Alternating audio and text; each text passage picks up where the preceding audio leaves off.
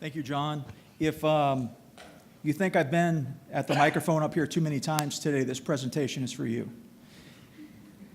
So from ARIN 1 in the late 1990s all the way through ARIN 44, which is the October meeting coming up later this year, the agendas have been set by the ARIN staff organization.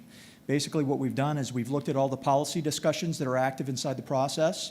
We've given prioritization to those on the agenda, and we've basically filled in the holes everywhere else as the staff. Occasionally, we would reach out to the board and the AC for items that were of interest to them, and occasionally things would come up on the mailing list or in other places that would dictate things that we did put onto the agenda. But basically, it has been driven by ARIN staff. What we're proposing is starting with ARIN 45, which is the Louisville meeting next year in April. We want to change that. So at the beginning of the year, we would like to change, after the October meeting this year, we would like to change how agendas are created for these meetings. And the way that we would like to change it is by removing the staff organization from being the group that decides what's on the agenda. So what we envision, and we'll have more discussion about this throughout this year, is that we would do an open call for content submissions and suggestions, much like we did back in the first few ARIN meetings where John Curran or Kim Hubbard would send an email to PPML and say, the meeting's in a month, what would you like to be on the agenda? The agendas would be set by a program committee instead of the ARIN staff organization.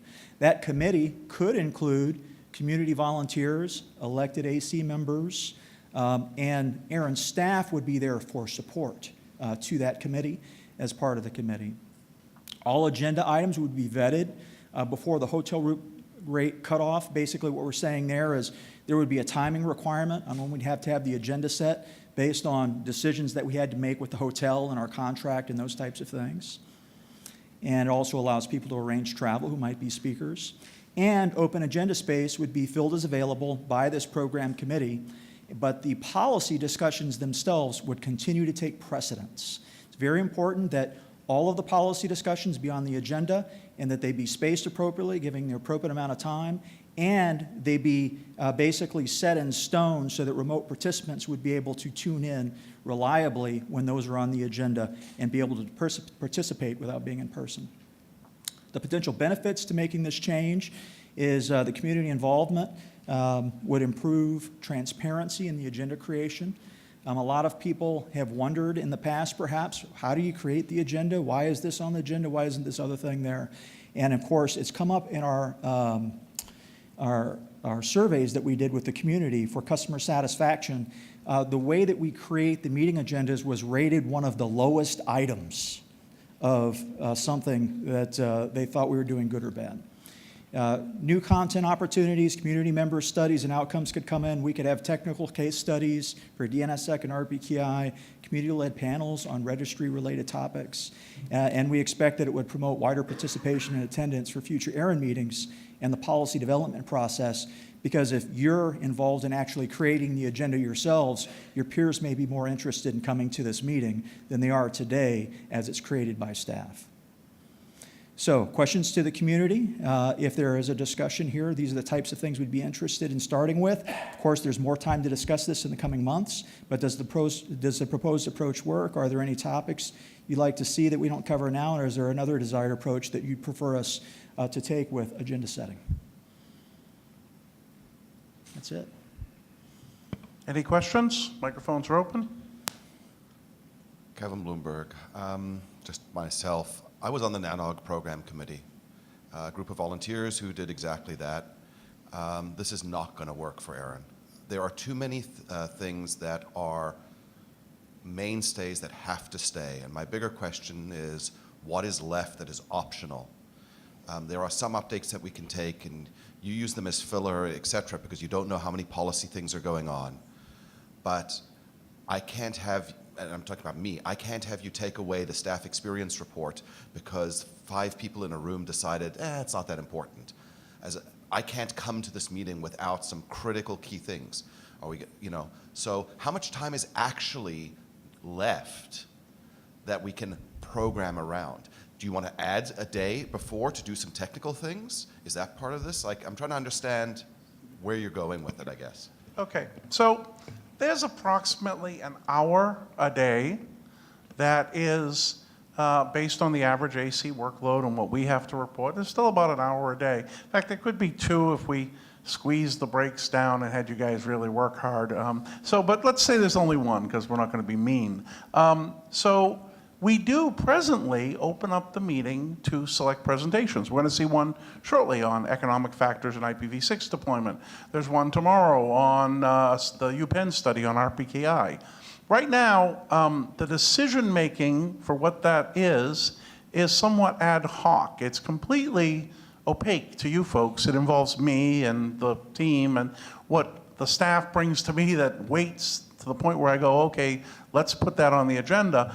You get on the agenda. Now, if you're saying you love the agendas and you love the job I'm doing, that's great. But the reality is that we don't have a call for presentations right now. There could be more good content that people want to see, and there could be more presentations like the ones we're going to see today and tomorrow. But for those 1 or 2 hours that we do have, not taking away from the things that you must have to get your job done, but for the slack in the agenda, the question is, do you want a program committee and do you want to call for presentations in case someone has something useful they want to present to the ARIN community? Thank you. Please define what is not on the table for this discussion. The 1 or 2 hours, that's great. But you know, I noticed, John, that on this call you had 15 minutes for open mic, where we used to have an hour or 30 minutes or whatever.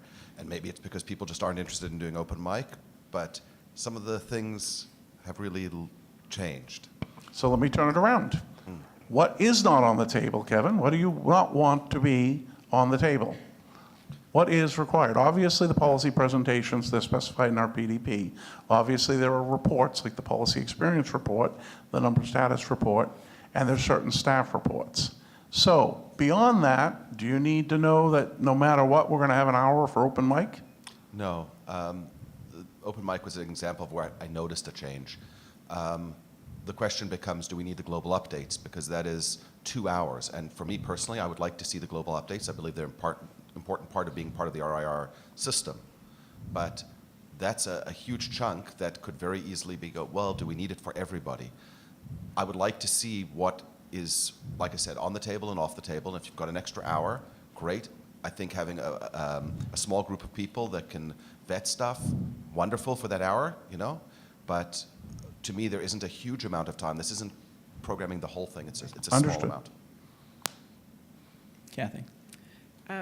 He was up first. Oh, I just saw him get up. You sat down and got back up? I know. Let her go. All right. Okay. Sorry, Peter. Go ahead.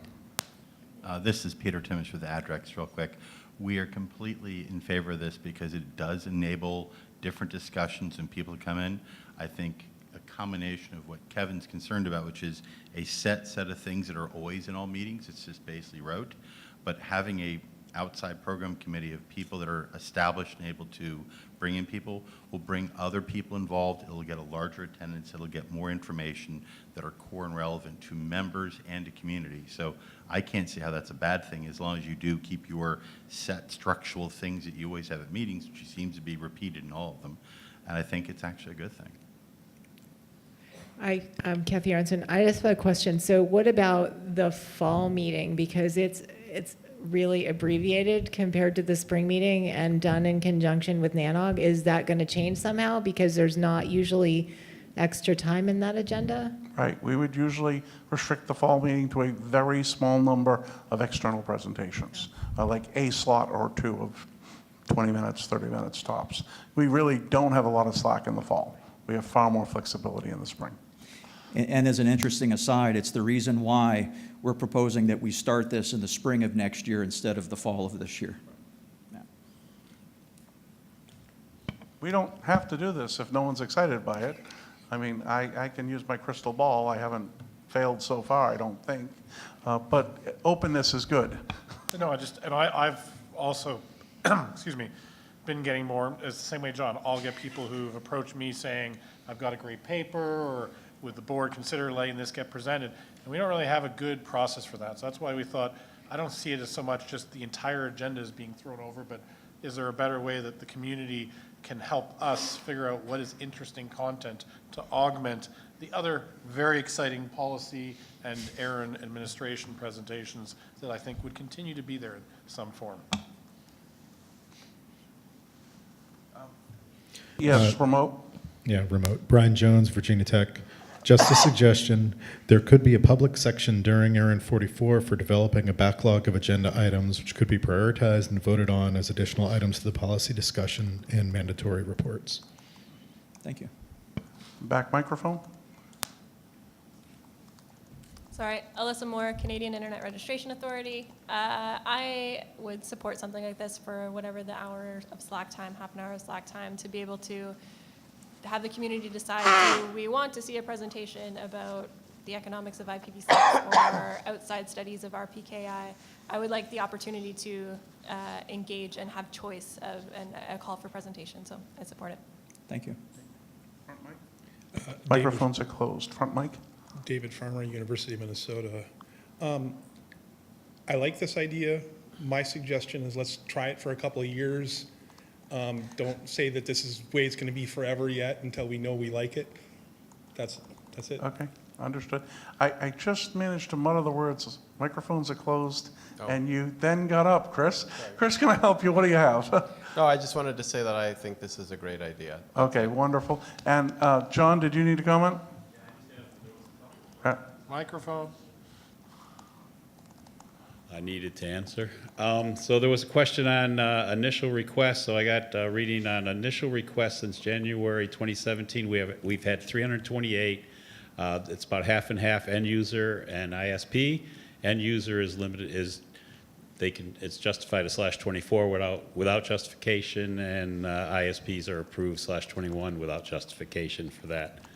Under 410, there's 16,384 in the pool, of which 536 have been used, so there's 15,848 /24 still available. And on MDN, since it was approved, we've had 282 requests, so that's like 2.8% of all requests for IPv4.